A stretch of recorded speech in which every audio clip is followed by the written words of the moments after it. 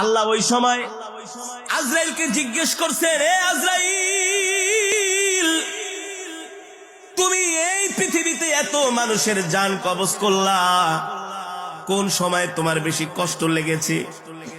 আজরাইল বলে, আল্লাহ, আমার দুইটা মানুষের জান কবজ করতে বেশি কষ্ট হয়েছে। দুইটা মানুষের জান কবজ করতে আমার কষ্ট হয়েছে।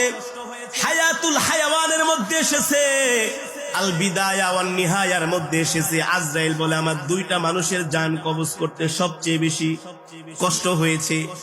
আল্লাহ তাআলা বলে, আজরাইল, কোন দুইটা মানুষ? বলে, আল্লাহ, সমুদ্রের মধ্যে একদিন একটা জাহাজ ডুবে গিয়েছিল। ওই জাহাজের মধ্যে একজন গর্ভবতী মহিলা ছিল, সে ছিল প্রেগনেন্ট। যখন